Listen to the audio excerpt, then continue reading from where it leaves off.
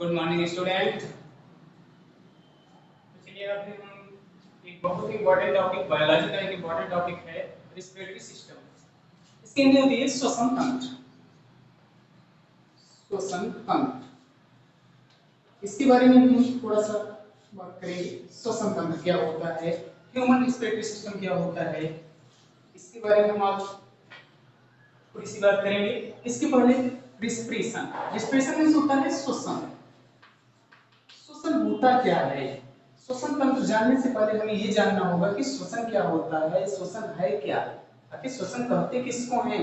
तो श्वसन की डिफिनीशन जानने से पहले अभी हम लोग एक डायग्राम के माध्यम से कुछ समझते हैं।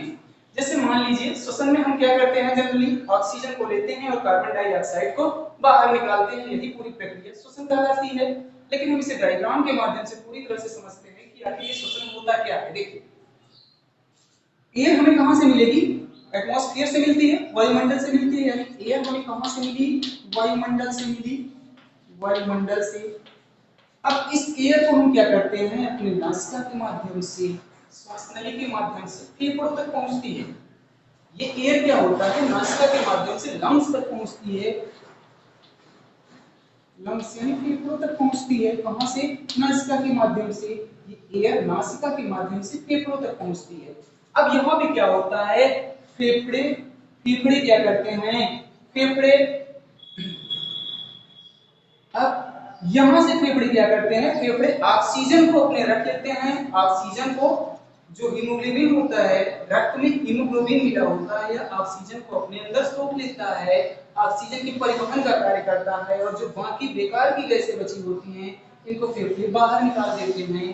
तो यहाँ फेफड़ों के बाद से क्या होता है कि ऑक्सीजन क्या होती है, ब्लड में मिल जाती है। ऑक्सीजन क्या होगी, ब्लड में मिल जाएगी। और ये ब्लड मिली हुई ऑक्सीजन पहुंचती है हमारे हार्ट तक। कहां पहुंचेगी? हार्ट तक पहुंचती है। अब हार्ट क्या करेगा, हार्ट जितने भी हमारे अंग हैं, जितने भी ऑर्गन्स होते हैं बॉडी के, सबके पास भेजने का काम कौन करता है? हार्ट करता है। अब ये हार्ट क्या करेगा, शरीर के सभी अंगों में भेजेगा इसे, शरीर के सभी अंगों में भेज देता है इसे। अब ये हार्ट क्या किया, शरीर के सभी अंगों में भेज देगा। किसको भेजेगा? ऑक्सीजन प्लस ब्लड को। देखिए, ब्लड का काम क्या होता है, ऑक्सीजन का परिवहन करना। और ये क्या करता है, शरीर के ताप को भी नियंत्रित करता है। ब्लड का एक दूसरा काम भी है शरीर के ताप को नियंत्रित करना और ऑक्सीजन का परिवहन भी करना। तो अभी ये ऑक्सीजन ब्लड के माध्यम से कहां पहुंच गई? हार्ट में। हार्ट से कहां पहुंच गई? शरीर के विभिन्न अंगों में पहुंच गई। अब जो शरीर के जितने भी ऑर्गन होते हैं, किससे बने होते हैं? सेल से बने होते हैं। आपने पढ़ा होगा, सेल से बने होते हैं, यानी कोशिका से बने होते हैं। शरीर के सभी अंग किससे बने होते हैं? कोशिका से बने होते हैं। कोशिका क्या होती है? ये जीवन की सबसे सूक्ष्मतम इकाई होती है। कोशिका क्या होती है? जीवन की सबसे सूक्ष्मतम इकाई होती है। तभी हम यहाँ कोशिका की ज्यादा बात नहीं करेंगे, क्योंकि हम लोग पढ़ रहे हैं रिस्पिरेटरी सिस्टम। तो अब अंगों से कहां पहुंच गई? कोशिका में पहुंच गई। अब कोशिका के बाद क्या होता है, कोशिका में यहाँ पे इस ब्लड और ऑक्सीजन, ये ब्लड मिली हुई ऑक्सीजन यहाँ तक पहुंची है। कोशिका में ढेर सारे पार्ट होते हैं। कोशिका का एक पार्ट होता है माइटोकॉन्ड्रिया। माइटोकॉन्ड्रिया में एटीपी नाम का एक अणु होता है, जो क्या करता है, खाद्य पदार्थों का ऑक्सीकरण करता है। और खाद्य पदार्थों का ऑक्सीकरण किसकी उपस्थिति में होता है? इसी ऑक्सीजन की उपस्थिति में होता है। यानी अब यहाँ पे क्या होगा, ऑक्सीडेशन होता है। सेल के अंदर क्या होता है? ऑक्सीडेशन होता है, यानी ऑक्सीकरण होता है। ऑक्सीकरण होता है। और इस ऑक्सीकरण में क्या होता है, ढेर सारी ऊर्जा उत्पन्न होती है। ऑक्सीकरण से ढेर सारी ऊर्जा उत्पन्न होती है। क्या होता है? एनर्जी उत्पन्न होती है। ऑक्सीडेशन से ढेर सारी एनर्जी उत्पन्न होती है। अब देखिए क्या होता है। तो ये रहा पूरा रिस्पिरेटरी सिस्टम का एक कंप्लीट प्रोसेस। जब हमने एयर कहां से लिया? वायुमंडल से लिया। ये एयर कहां पहुंची? हमारे लंग्स तक पहुंचती है, यानी फेफड़ों तक पहुंचती है। अब इसके बाद ये फेफड़े क्या करते हैं, ब्लड प्लस ऑक्सीजन को, इस ऑक्सीजन को किसके माध्यम से भेजते हैं? ब्लड के माध्यम से भेजते हैं। कहां भेजते हैं? हार्ट को भेजते हैं। और ये हार्ट क्या करता है, शरीर के विभिन्न ऑर्गन्स में भेज देता है इसे। सभी ऑर्गन्स किसके बने होते हैं, सेल के बने होते हैं, यानी कोशिका से बने होते हैं। और कोशिका के अंदर क्या होता है, ऑक्सीकरण होता है, किसका, खाद्य पदार्थों का, किसकी उपस्थिति में, किसी ऑक्सीजन की उपस्थिति में। यानी ऑक्सीजन क्या कर रही है, इसके अंदर जाके ऑक्सीकरण करने का काम कर रही है। और इस ऑक्सीकरण से क्या होता है, एनर्जी उत्पन्न होती है। और इसी एनर्जी का यूज हम विभिन्न कामों के लिए करते हैं, यानी हमारी पूरी बॉडी को चलाने के लिए एनर्जी की जरूरत पड़ती है। और एनर्जी कहां से मिलती है, तो कह सकते हैं श्वसन की क्रिया से ही हमें एनर्जी मिलती है। अब देखिए ये एनर्जी वास्तव में जाती कहां है, ये जो सेल होती है, सेल के अंदर एक माइटोकॉन्ड्रिया नाम का ऑर्गन होता है। माइटोकॉन्ड्रिया क्या करता है, माइटोकॉन्ड्रिया माइटोकॉन्ड्रिया माइटोकॉन्ड्रिया के अंदर एक एटीपी नाम का अणु होता है। ATP, adenosine triphosphate, adenosine triphosphate. ये एटीपी नाम का अणु क्या करेगा, इस एनर्जी को अपने अंदर सोख लेता है, अपने अंदर संचित करके रखता है। इस एनर्जी को अपने अंदर संचित करके रखता है। कौन रखता है, ये एडिनोसिन ट्राइफॉस्फेट। यही कारण है कि अगर हम एक दिन भोजन ना करें तब भी हमारा शरीर कार्य कर सकता है। क्यों, क्योंकि एटीपी ने जो एनर्जी अपने अंदर संचित करके रखा था, उसी एनर्जी से हमारा काम चल जाता है। चलिए आगे देखते हैं। अभी श्वसन की डिफिनेशन क्या होती है, ये तो हमने श्वसन को समझ लिया कि कैसे इसका प्रोसेस होता है शरीर के अंदर, कैसे होती है श्वसन की क्रिया। अभी देख लेते हैं श्वसन की डिफिनेशन क्या होती है। इसको हम यहां से मिटा रहे हैं। आप लोग अगर नोट ना कर सको तो स्क्रीनशॉट ले सकते हो, इसीलिए मैं साइड हो जाता हूं पूरे बोर्ड से। स्क्रीनशॉट भी आप लोग ले सकते हो।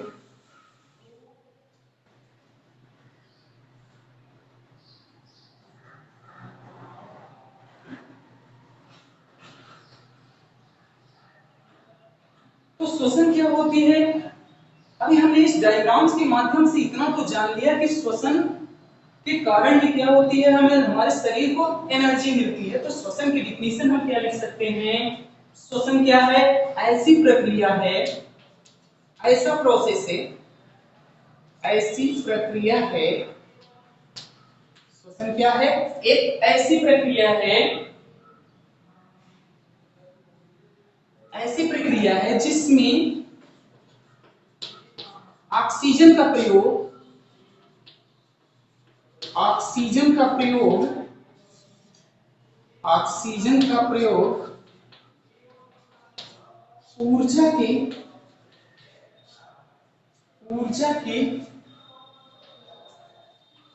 उत्पादन में किया जाता है।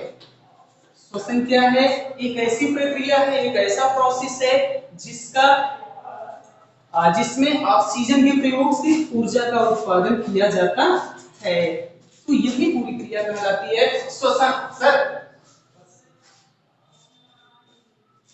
देखिए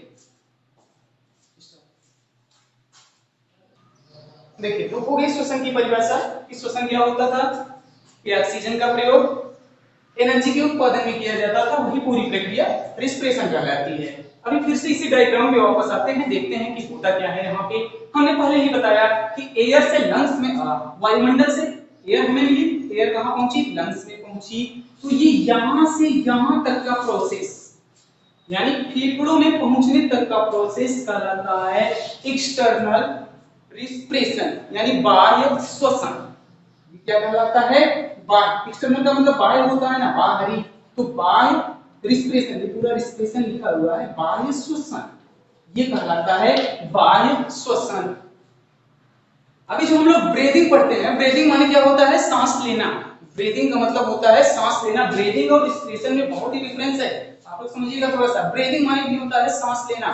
तो ब्रीदिंग में क्या होता है, ब्रीदिंग में केवल ये बाह्य श्वसन का मतलब होता है कि हमने सांस लिया और गैसों को बाहर निकाल दिया, यानी यहां से हमने वायु को अंदर लिया और फेफड़ों तक जो हानिकारक वायु है यहीं से बाहर निकल जाती है। तो ब्रीदिंग सिर्फ यहीं तक होता है, यानी ब्रीदिंग एक्सटर्नल रिस्पिरेशन को ही ब्रीदिंग कहा जाता है। सांस लेना, ब्रीदिंग मींस होता है सांस लेना, और रिस्पिरेशन क्या है, पूरा कंप्लीट प्रोसेस होता है, पूरा कंप्लीट प्रोसेस होता है सांस लेने का। देखिए तो ये कहलाता है यहां से यहां तक फेफड़ों तक वायु पहुंची, ये क्या कहलाएगा? External respiration.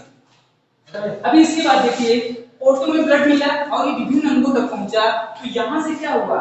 ब्लड का ऑक्सीजन का ट्रांसपोर्टेशन हुआ, यानी ऑक्सीजन एक स्थान से एक अंग से, यहां देखिए ब्लड के साथ हार्ट से विभिन्न अंगों में पहुंची, यानी इसका ट्रांसपोर्टेशन हुआ है ना, तो ये कहलाता है ट्रांसपोर्टेशन ऑफ गैसेस, यानी गैसों का, या गैसों कह सकते हैं, ऑक्सीजन कह सकते हैं आप, गैसों का परिवहन, परिवहन, गैसों का परिवहन कहलाता है। ये हो गया गैसों का परिवहन। अभी देखिए तीसरा पार्ट, सेल से, अभी यहाँ विभिन्न माध्यम से सेल में पहुंची है, और सेल से कहां पहुंची है? सेल के अंदर आप, सेल के अंदर क्या हुआ है? ऑक्सीडेशन, ऑक्सीकरण, सेल के अंदर क्या हुआ है? ऑक्सीकरण हुआ है, ऑक्सीडेशन हुआ है, ऑक्सीडेशन से हमें एनर्जी मिली है। तो ये इतना, यानी कहां से? सेल से, यहां से, ये तीन पार्ट क्या कहलाता है? सेलुलर रेस्पिरेशन, कोशिकीय श्वसन, कोशिकीय श्वसन, कोशिकीय श्वसन, कोशिकीय श्वसन। और हमेशा ये ध्यान दीजिएगा कि जब सेल के अंदर जो भी खाद्य पदार्थ पहुंचता है ना, सेल के अंदर जो भी खाद्य पदार्थ पहुंचता है वो ग्लूकोज के रूप में पहुंचता है, C6H12O6। सेल के अंदर जो भी खाद्य पदार्थ पहुंचता है वो किस रूप में पहुंचता है? ग्लूकोज के रूप में, यानी सेल का फूड क्या है? ग्लूकोज है, ऐसा हम कह सकते हैं। अभी इसको हम मिटा रहे हैं, इसके आगे देखते हैं टाइप ऑफ रिस्पिरेशन। रिस्पिरेशन कितने प्रकार के होते हैं, आप इसको नोट कर लीजिएगा।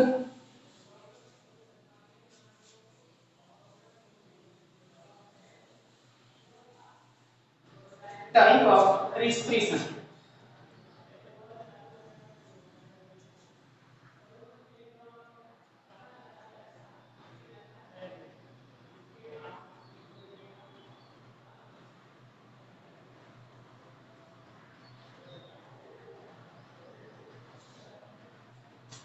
श्वसन की प्रकार, श्वसन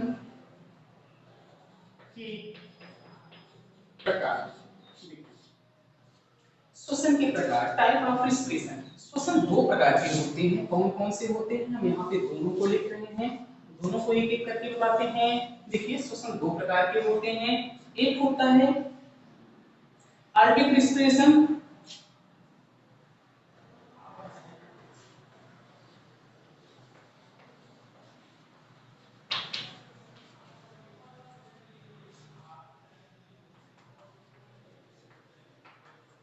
एक होता है आर्टिक रिस्पिरेशन, इसको कहते हैं वायवीय श्वसन, वायवीय श्वसन, वायवीय श्वसन, या इसे ऑक्सी श्वसन भी कहते हैं, ऑक्सी श्वसन, ऑक्सी श्वसन।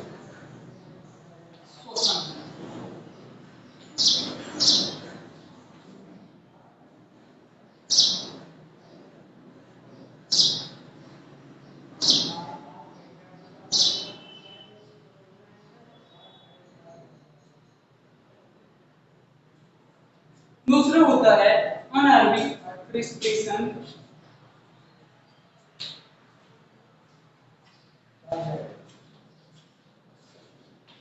रिस्पिरेशन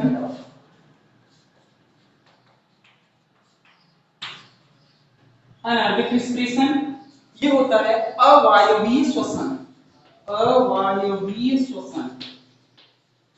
अवायवीय श्वसन का मतलब ये हुआ अनाक्सी श्वसन, जैसे उसे ऑक्सी श्वसन कहते हैं तो इसे क्या कहते हैं? अनाक्सी श्वसन, अनाक्सी श्वसन। देखिए अब ये दोनों होते क्या हैं, इनको हम एक एक करके समझते हैं। हम एक को मिटा रहे हैं अभी, थोड़ा सा इसको हम मिटा देते हैं, थोड़ा शॉर्ट में लिख देते हैं, आयोनिक रिस्पिरेशन यहां पे लिख रहे हैं। देखिए वायवीय श्वसन क्या होता है, वायवीय श्वसन क्या होता है? जैसे कि इसके नाम से ही पता चल रहा है वायवीय श्वसन। ये क्या होता है, वायवीय यानी वायु की उपस्थिति में होगा श्वसन, यानी कह सकते हैं ये श्वसन कैसे होता है, O2 की उपस्थिति में, O2 की उपस्थिति में, presence of oxygen, in presence of oxygen, O2 की उपस्थिति में वायवीय श्वसन होता है, यानी in presence of oxygen.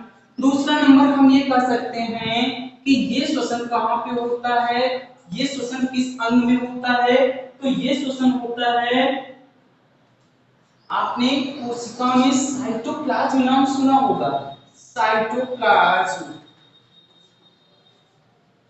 Cytoplasm plus mitochondria, mitochondria, ये श्वसन कहां पे होता है, साइटोप्लाज्म प्लस माइटोकॉन्ड्रिया के अंदर होता है। कहां होगा, देखिए साइटोप्लाज्म के अंदर ही माइटोकॉन्ड्रिया होता है। साइटोप्लाज्म का मतलब होता है कोशिकी द्रव्य, कोशिकी द्रव्य यानी कोशिका के अंदर जो द्रव्य भरा होता है वो क्या होता है, साइटोप्लाज्म होता है। और उसी द्रव्य के अंदर ये ऑर्गन्स होता है, कौन सा, माइटोकॉन्ड्रिया। और माइटोकॉन्ड्रिया के अंदर ही क्या होता है, इस श्वसन की पूरे प्रोसेस होता है, यानी यही पे खाद्य पदार्थों का ऑक्सीकरण होगा। कैसे होगा, यहाँ श्वसन से जो ऑक्सीजन गई है उसी ऑक्सीजन के माध्यम से होगा, यानी यही पे होता है माइटोकॉन्ड्रिया के अंदर। चलिए इस बात को हम समझ लेते हैं, जैसे ग्लूकोज है C6H12O6, अब यहाँ पे क्या गया, ऑक्सीजन मिलेगी, ये ग्लूकोज, ग्लूकोज, ये ग्लूकोज का सूत्र होता है, ग्लूकोज। अब यहाँ से क्या हुआ, इसमें ऑक्सीजन मिलेगी, क्योंकि ऑक्सीजन कहां से पहुंची है, ब्लड के माध्यम से पहुंची है ना, यहाँ तक श्वसन के माध्यम से ऑक्सीजन यहाँ पे मिलेगी ग्लूकोज में। अब किसके अंदर हो रही है क्रिया, ये क्रिया हो रही है माइटोकॉन्ड्रिया के अंदर, तो O2 यहाँ पे मिलेगी। तो अब यहाँ पे जो बनता है वो बन जाता है 6H2O प्लस 6CO2, यानी जल प्लस कार्बन डाइऑक्साइड, जल plus carbon dioxide plus 686 calorie, यानी इतनी ऊर्जा उत्पन्न होती है, कितनी, 686 कैलोरी ऊर्जा उत्पन्न होती है। अब देखिए यहाँ पे माइटोकॉन्ड्रिया के अंदर ये रिएक्शन होती है, chemical reaction, glucose plus oxygen, oxygen है ना, ऑक्सीजन की उपस्थिति में हो रही है क्रिया। ऑक्सीजन की उपस्थिति में तो क्या बनता है, कार्बन डाइऑक्साइड बन जाती है, जो कि बाहर निकाल दी जाएगी, जल बन जाएगा। इसके बाद इतनी ऊर्जा उत्पन्न होती है, और ये ऊर्जा क्या होगी, इस ऊर्जा को ग्रहण कर लेगा कौन, एटीपी, एटीपी नाम का अणु इस ऊर्जा को ग्रहण कर लेगा, और यही ऊर्जा हमारे शरीर को हमारे विभिन्न काम करने के लिए यही ऊर्जा के उपयोग में लाई जाती है। तो ये था क्या, रिस्पिरेशन, श्वसन। अब ये श्वसन कहाँ पे होता है, तो ये श्वसन जितने भी जंतु हैं, जंतु हो गए या मानव हो गया, इन सब के अंदर यही श्वसन होता है। कौन सा श्वसन, वायवीय श्वसन होता है, यानी ऑक्सी श्वसन होता है। किसके अंदर, जंतु और मानवों के अंदर ऑक्सी श्वसन होता है। इस सेकंड वाला देखते हैं, अनाक्सी श्वसन।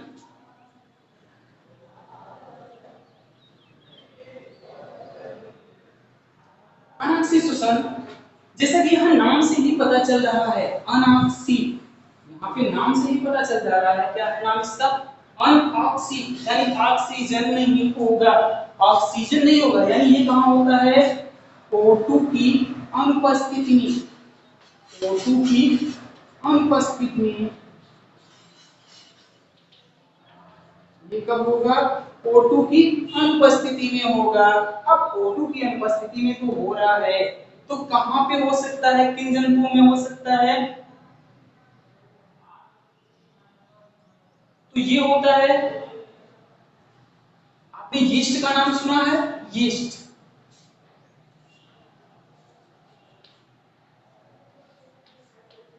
यीस्ट कब होता है, अमीबा, इन सब जीवों में ये श्वसन होता है। कौन सा श्वसन होता है, एनारोबिक रिस्पिरेशन होता है, यीस्ट में, अमीबा में, या फिर बीज जो होते हैं, बीज की विश्राम की अवस्था, सीड्स जो होते हैं, जब सीड्स अगर बोए नहीं गए हैं जमीन के अंदर, ऐसे खाली मान लीजिए गेहूं का बीज ऐसे ही रखा हुआ है, तो उस समय वहां पे जो श्वसन होगा वो कौन सा श्वसन होगा? एनारोबिक रिस्पिरेशन होता है, क्योंकि वहां O2 की अनुपस्थिति में होता है। अब देखिए यहाँ पे O2 की अनुपस्थिति में तो हो रहा है ये श्वसन, बट अभी यहाँ पे क्या है, यहाँ पे माइटोकॉन्ड्रिया के अंदर श्वसन नहीं होगा। इस वाले में माइटोकॉन्ड्रिया के अंदर हो रहा था, लेकिन यहाँ माइटोकॉन्ड्रिया के अंदर नहीं होगा, तो यहाँ पे किसके अंदर होता है? साइटोप्लाज्म के अंदर होता है, यानी कोशिका द्रव्य के अंदर होता है। कोशिका द्रव्य के अंदर, कोशिका द्रव्य के अंदर। तो ये श्वसन कहाँ पे होगा? कोशिका द्रव्य के अंदर होगा। अवायवीय श्वसन कोशिका द्रव्य के अंदर होता है।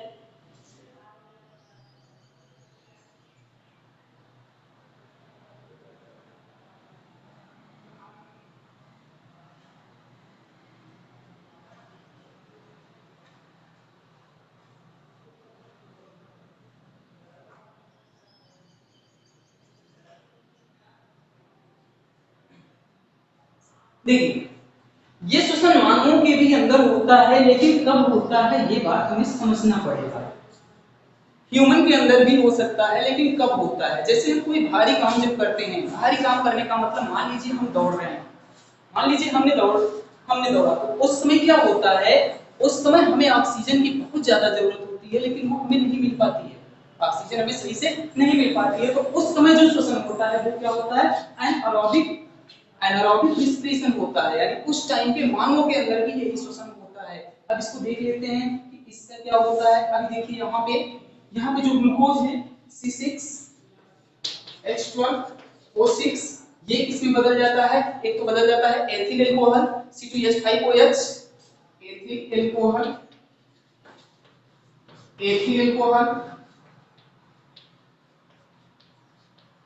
Ethyl alcohol plus carbon dioxide plus CO2 plus यहाँ पे 50 कैलोरी ऊर्जा उत्पन्न होगी, 50 कैलोरी।